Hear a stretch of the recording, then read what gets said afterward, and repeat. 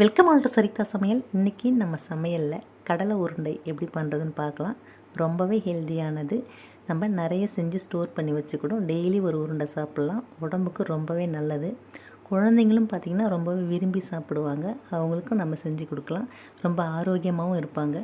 இது சாப்பிட்றதுக்கு ரொம்ப நல்ல டேஸ்ட்டில் இருக்கும். இப்போ இந்த கடலை உருண்டை எப்படி பண்ணுறதுன்னு பார்க்கலாம். ஃபஸ்ட்டு நம்ம வேர்க்கடலையை வறுத்துக்கலாம். அதுக்கு ஒரு வெயிட்டான கடாய் அடுப்பில் வச்சு நல்லா சூடானதுக்கப்புறம் இதில் 2 கப் வேர்க்கடலை சேர்த்துக்கலாம்.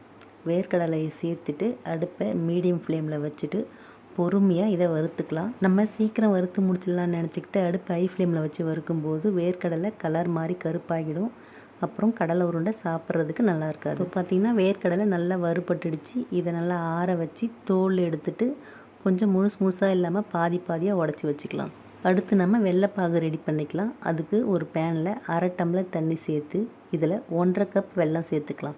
நம்ம 2 கப் வேர்க்கடலை எடுத்திருந்தோம். அதுக்கு 1/2 கப் வெல்லம் சேர்த்துருக்கேன்.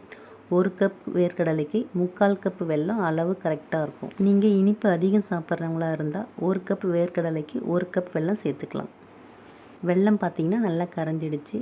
இதை நம்ம வேறு கடாயில் வடிகட்டிக்கலாம். மண் தூசி ஏதாவது இருந்தால் வந்துடும். இப்போது இந்த வெள்ளைப்பாகை சேர்த்துட்டு அடுப்பை நம்ம மீடியம் ஃப்ளேம்லேயே வச்சுட்டு நல்லா பொறுமையாக இதை பாகு பதம் வர அளவுக்கு நம்ம கிளறி விட்டுடலாம்.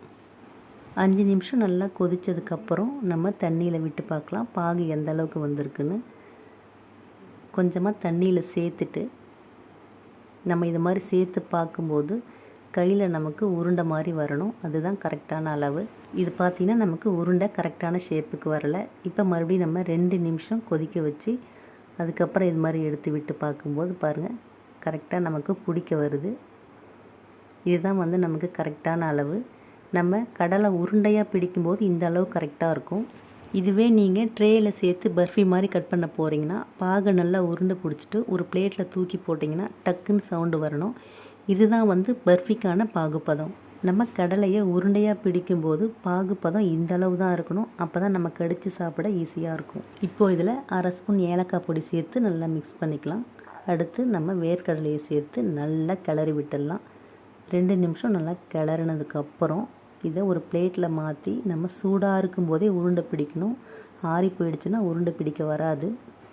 இப்போது நல்லா கலந்ததுக்கப்புறம் நம்ம வேறு பிளேட்டில் மாற்றி ஓரளவுக்கு சூடு ஆறுனதும் நம்ம கையில் நெய்யோ இல்லை எண்ணெயோ தடவி நல்லா உருண்டை பிடிச்சிக்கலாம்.